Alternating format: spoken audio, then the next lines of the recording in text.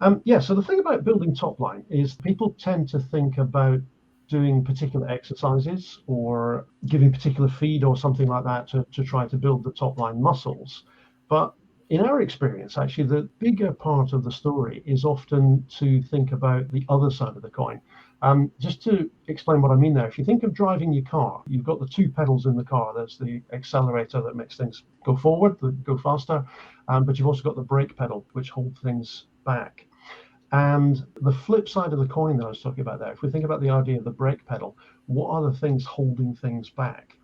Because what you need in order to develop the top line, there isn't really any kind of particularly special idea or special kind of exercises or so on. It's really just a case of getting your horse to work as nature intended, kind of in the right way.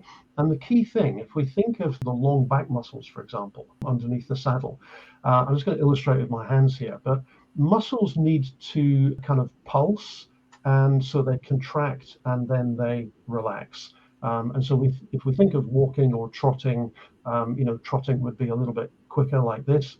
One muscle contracting, the other one relaxing, and so on. And canter is a little bit the same, but the muscles sort of tend to fire at the same time rather than alternately like this. But it's this idea of kind of pulsing and then relaxing. And so long as that's happening, the muscles will develop. Okay. So the question that we really need to ask is, what are the things that might be preventing that from happening? And in fact, we've made a bit of a list here because there are actually quite a few things to think about. Two sides to the story, I suppose. One is to think about whether your horse is actually comfortable. And being a racehorse off the track, there are some things that we need to consider there in particular, but the sorts of things that we'd be looking at straight away. And actually, Jo had her very own thoroughbred off the track. So these are some of the things that we looked at when he first came in. So the things we'd be looking at from a sort of horse's comfort point of view would be the horse's feet, in particular. Jo, is there anything particular you'd like to kind of emphasize about the feet? What's important there? They're comfortable is the main thing. Racehorses sometimes have very weak feet, but they need to be properly balanced, and the health needs to be as good as possible. So I'm not going to go off on a long one on this because I'm an equine podiatrist, so it's kind of one of my specialist subjects. But with Roman, when he came off the track, I took his shoes off straight away. But I'm very experienced with doing that, and I made sure he was comfortable and his feet got strong actually quite quickly. So I don't know whether your chap is in shoes or not, but it is super important to get the feet properly in balance. How are his feet, Judith? Do you have an idea on that? His feet are actually quite good, and my farrier is a farrier at the race yards, so he's used to shoeing thoroughbreds. But he didn't have shoes on when he came, but he got a bit footy, so I did put fronts on him, but he doesn't have backs on. Okay. Yeah, that's fine. Good. Yeah, I mean the most important thing it just says is that he's comfortable basically, and that isn't going to be a factor. So the next thing on our list here is to check out the teeth. Well, again, if the teeth have sharp edges or hooks on them, I mean, every time we get a new horse, we make sure to get the teeth properly done, and we would recommend going to an equine dental technician because, in our experience, the EDTs are just fantastic. So they have that's another thing we do with every single new horse we start with. Have you checked out the teeth? Is that something you can? Yes, he's had everything done the first week he came. Brilliant. Love to hear that. The dentist again in 2 months.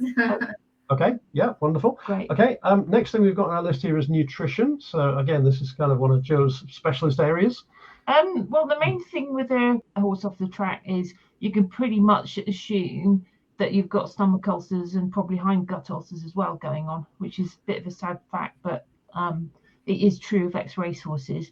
And the way I looked after Roman in the early days was I didn't even get a vet to check out to see whether he got stomach ulcers. I was pretty sure he had got them. So I went straight in and treated them naturally, just Here by comes our cat just to join in proceedings. just by using horse-friendly supplements. And I'm a big fan of Thunderbrook feeds. I know that not everybody's cup of tea, but we've had huge success with them, and they've got a very, very helpful helpline there. So I had a good chat with them and said, okay, what do you recommend for an ex-racehorse? And we put him on their recommendations, and actually he did absolutely fantastically well. So I was pretty certain from the way he responded and looked happy and relaxed and put on some weight that it was all right. And you know, that if the problems didn't go away within the first few months, then I would definitely recommend getting a vet to check to see whether there are some ulcers there, because sometimes they can be really bad. So how are you doing on that front? He's been treated as well, but again, the way you did as opposed to the vet route. Okay, great. Okay. And he seems okay. That's brilliant. Fantastic. Okay, so you're ahead of the game there, that's for sure. So we can be pretty confident you've got a comfortable horse. Okay, so then we start thinking about the more kind of riding and training related aspects. You probably see some ears popping up on the screen here. Katie loves to Katie the cat come and say hello. everything. Yeah, she I don't think she trusts us to do this on her own, actually. Okay, so the sorts of things we need to think about in terms of riding and training and equipment, actually.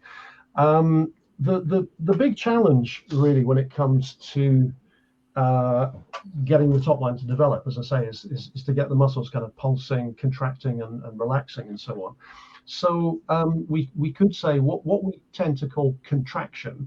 Obviously the muscles contract, but then they need to relax again. And when we talk about contraction, you know, horses being contracted, something like that, what we really mean is that things are contracting, so the muscle tightens, which is necessary for movement, of course, but then isn't really doing the relaxing part as well.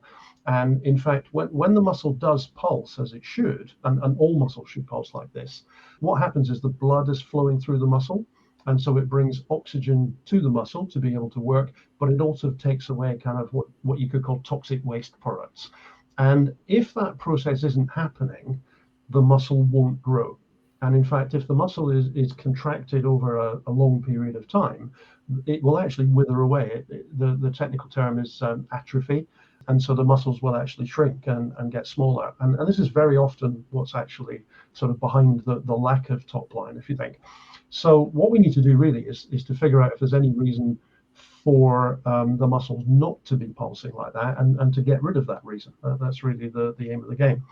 So the sorts of things to be thinking about would be start at the front end. Let's think about the bit and bridle. It needs to be a comfortable bridle and a simple bit. You know, again, we won't go into masses of detail here, but we work with a simple snaffle to start with. And probably the most important thing actually is to make sure if you have a noseband that it is loose. Okay, and we need to be able to fit 2 fingers between the horse's nose bone and the noseband itself, as a minimum, really. And we're talking about just a simple cavesson noseband, so we would never use anything more complicated than that, because it just interferes too much with the way we want the horse to relax and move the mouth and tongue. Yeah, the mobility of the mouth is a big factor in the relaxation, which again we don't have of the entire horse. Actually, it's very interesting, but yeah. Yeah, so we don't have time to go into masses of detail on that. If you do want more detail, there's loads of stuff in the program, Schooling Made Simple. But we'll keep things at the kind of straightforward level here this evening. So if you have a noseband, and there's no necessity for a noseband actually for the vast majority of activities, it needs to be loose so that the horse can move his tongue and move his lower jaw.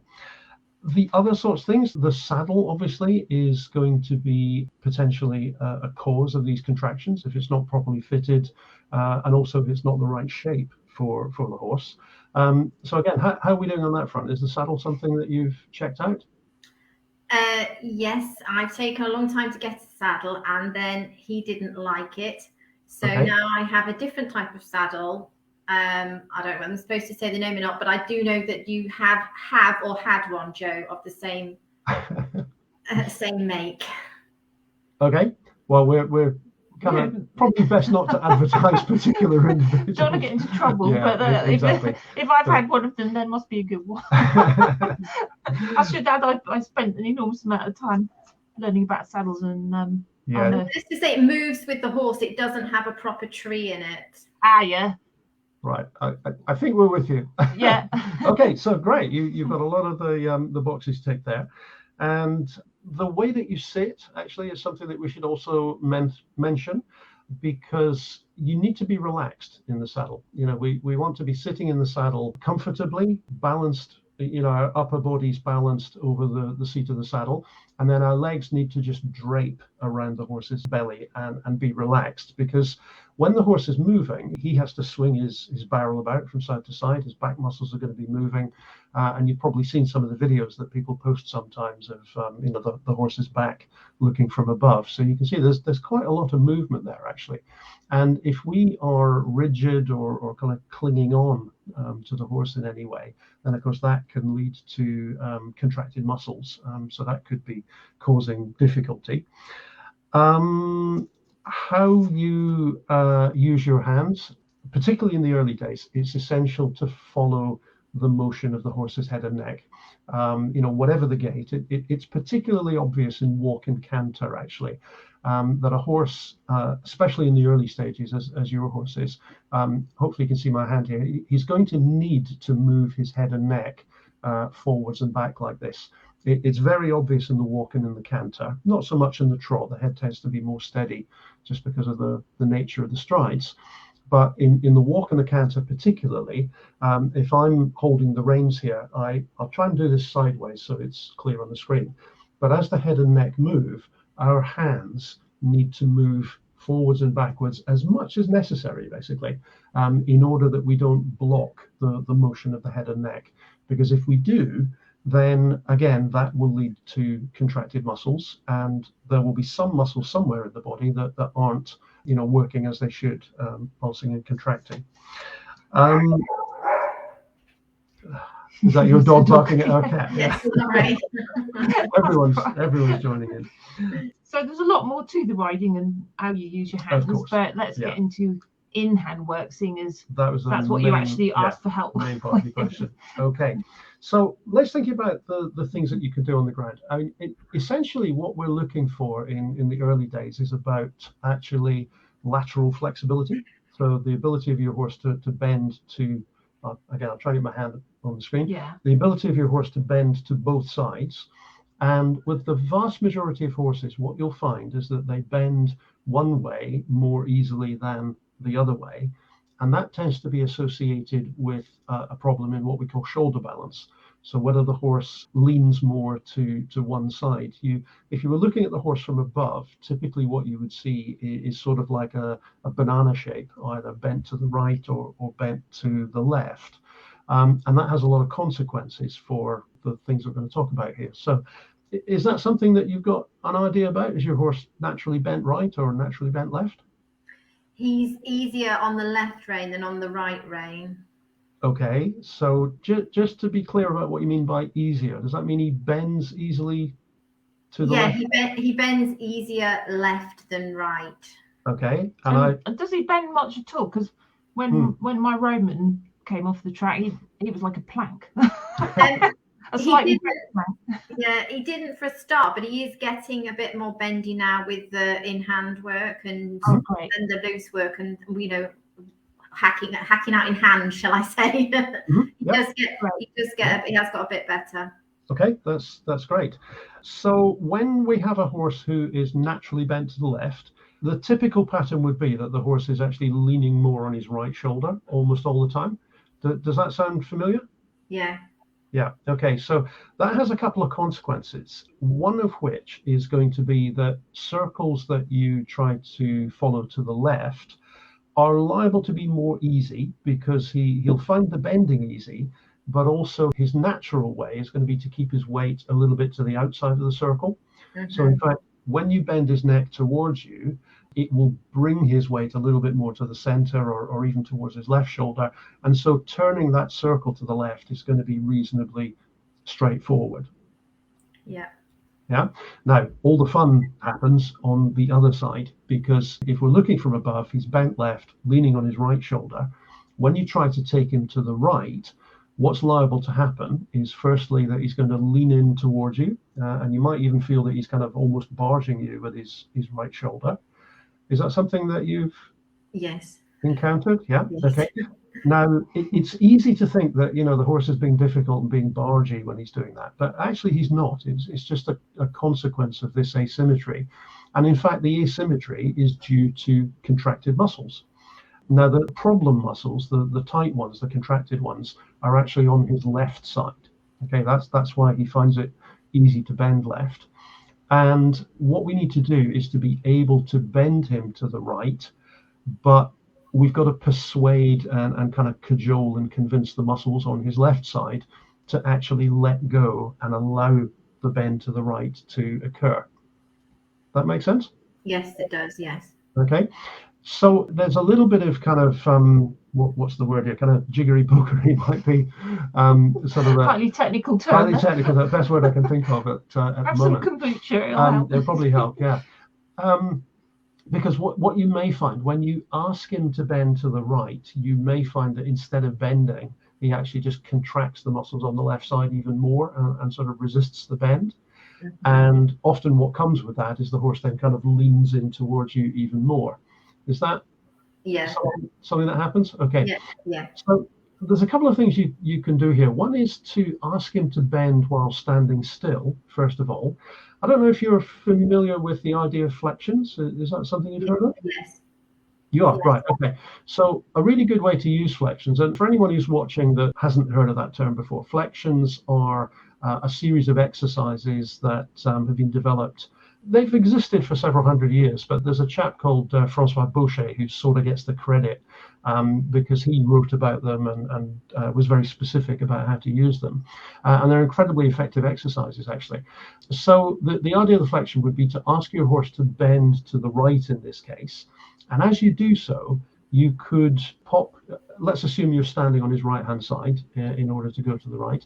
You could pop your left hand, sort of the flat of your hand, you could pop against his shoulder. And this is where I say that a little bit of the sort of jiggery pokery is required, because you may need to sort of ask him to bend towards you a little bit with your right hand, but then momentarily relax your right hand and just sort of push his shoulder away a little bit with your left hand. So that there's a kind of a bit of a, I'm trying to think of the word there, but sort of, gentle persuasion. And it does have to be gentle. You don't want to try to sort of physically overpower your horse. Is that something you've tried, or? I have tried a little bit, but not quite as you're explaining it. Now, a thing that can help, and it depends how much experience you have in doing things the way that we work, but if you're familiar with the idea of asking your horse to give his mouth by gently lifting the bit into the corners of his lips, and that's done towards the ears, not onto the tongue or anything like that. Are you familiar with that idea? No, I haven't. No. Okay.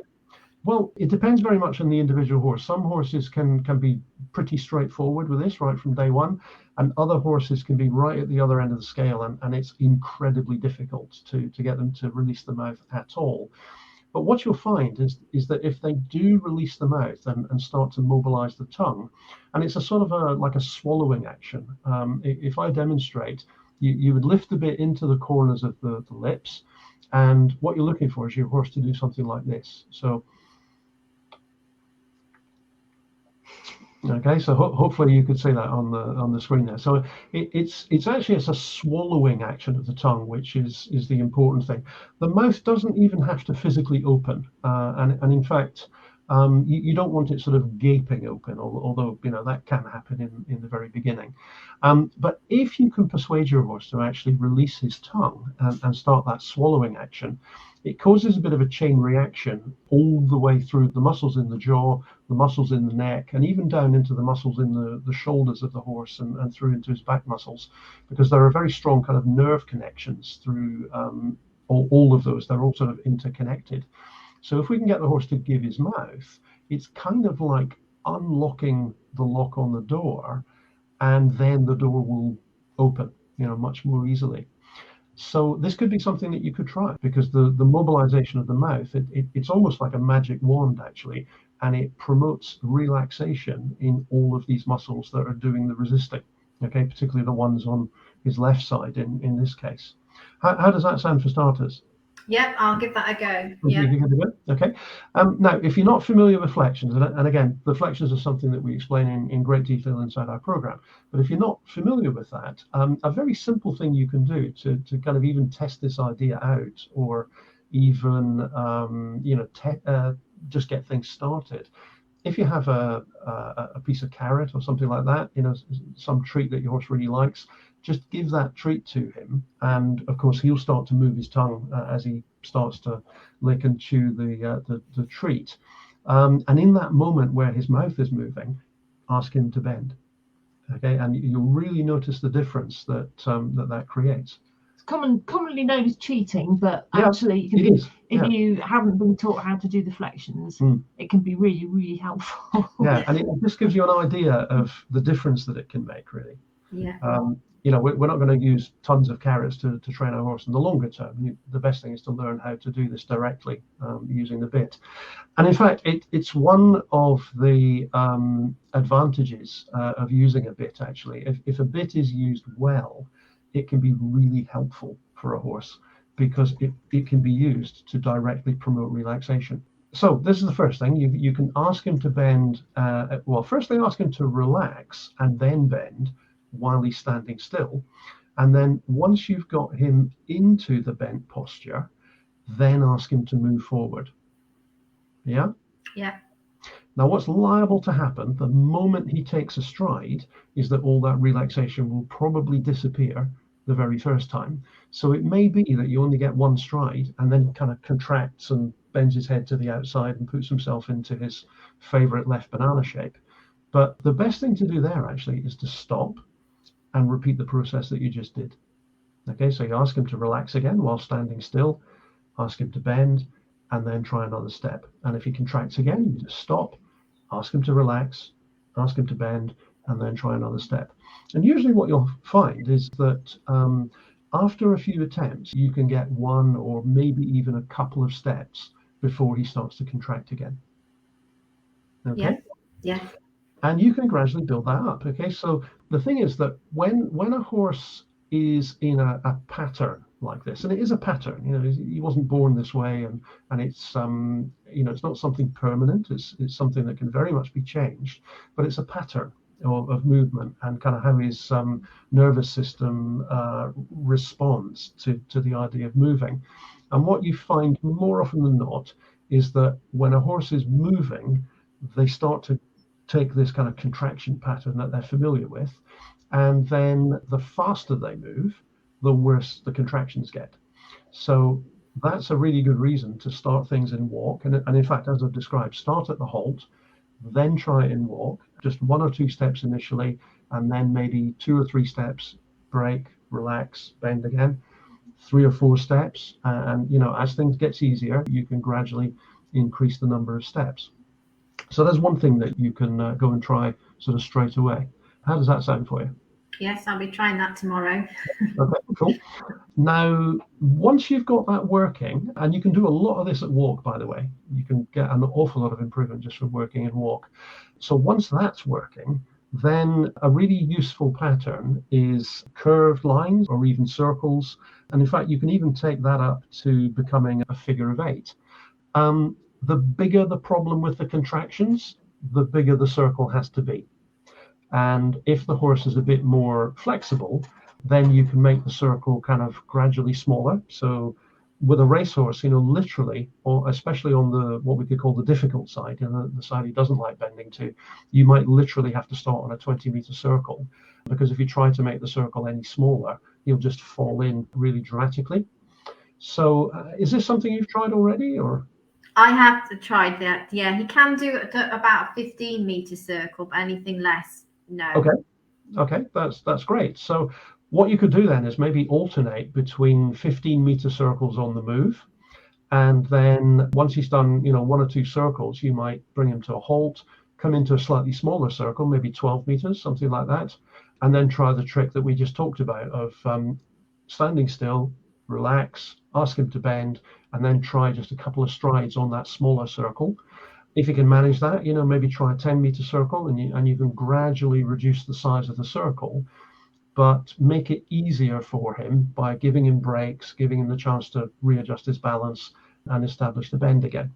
Yeah. And then once you've done that for a couple of minutes or something, perhaps even less, you can try again going out onto the bigger circle. And hopefully you should find that it's a little bit easier actually on that bigger circle, just from having done a little bit of work on the smaller circle. And then, of course, gradually over time, the smaller circle becomes possible for him on the move. Yeah. Okay. Now, one other thing I want to mention, actually, we were talking about going to the right, going to the left here. When you have a difficult side, the temptation is often to start the exercises on the easy side. And there can be lots of reasons for that. People find it easier, that's for sure. People think, my horse will find it easier. I'll be nice to him. I'll start on the easy side. Whereas if you start the exercise on the difficult side, it is challenging. That's for sure. But in fact, to improve the asymmetry that you're dealing with here, the best way to approach it, the most efficient way to approach it, is actually always to begin on the difficult side first, and to do things in patterns of 3. So you might do 1 circle or 2 circles or 3 circles, whatever. But if you do that to the difficult side, so that would be going to his right, first of all, it's not going to be perfect the first time, and you don't want to sort of force him to bend or anything like that, but you just do the best that you can. So maybe just 1 circle or maybe a couple, and then swap to the easy side and do the equivalent amount on the easy side, which of course he's going to find easy. In fact, it will be almost like a breather for both of you. And then swap back to the difficult side again. And when you do it the second time on the difficult side, you usually find that firstly, it's much better than it was the first time on the difficult side.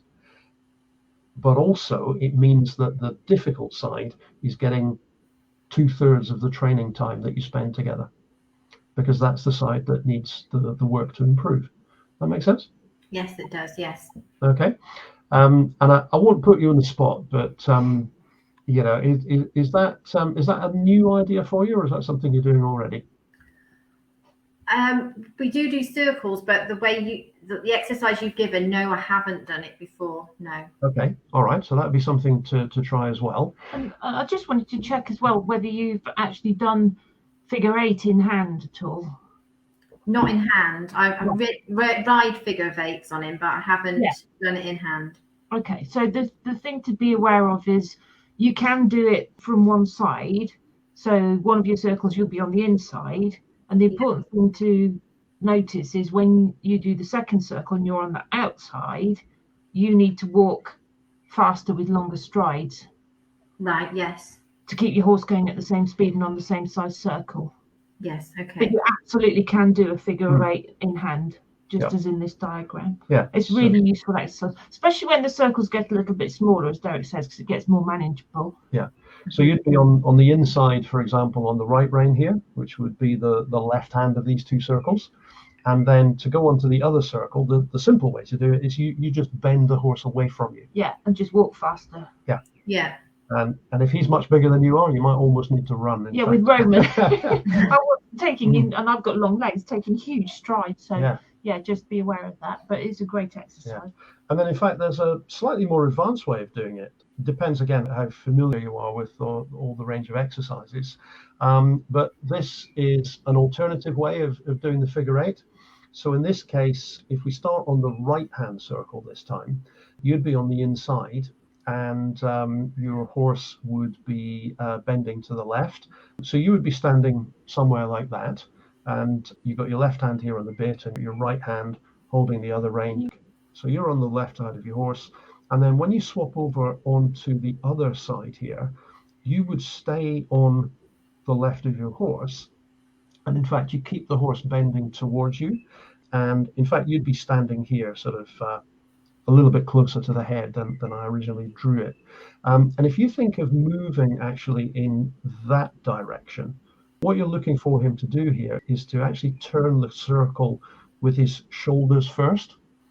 And this would be the easy side for your horse, because he likes to put his weight on his right shoulder. as we discussed earlier. But if you think of the mirror image of this, so you would start on his right-hand side with him bent to the right, and then when you get onto the second circle, he would still be bent to the right, but you would be encouraging him to turn left and to put his weight on his left shoulder. That's the side that he's going to find tricky. You follow? Yes, yeah. Okay. Now, we call this a neck rein turn. What it actually is very, very useful for is helping your horse put the weight onto the shoulder that he is not so keen on. So this is kind of the fundamental exercise that we use in hand, also on the saddle, to start addressing the asymmetry. Because if we think of this horse, I'll just draw it on the one on the top left of the screen here. If the horse is naturally bending left, then all these muscles on the left-hand side are the ones that are tight, and the muscles on the outside here are the ones that let go and relax more easily. So by asking the horse to do the side he finds more difficult, we can actually reverse that situation or equalize the situation, because we're going to ask the tight muscles to relax and let go and actually lengthen. So if I go just around to the next horse, I'll draw it in a different color. But if you imagine the horse changing his bend to the other direction, something like that, and then even better is when we ask him to step onto his left shoulder, and he would perform the circle in that sort of direction. That is the best exercise really for correcting the asymmetry, and that allows the muscles that have been tight on his left-hand side to actually start to let go, relax, and start to behave in that sort of pulsing fashion that we mentioned earlier. Okay, so how does that sound? Does that give you enough to be able to go on and work with? That's lovely. Thank you very much for your help. You're very, very welcome indeed. So thanks again for joining us either live or watching on the replay, and we'll look forward to seeing you again very soon. Take care, everyone. Thank you. Bye-bye. Bye.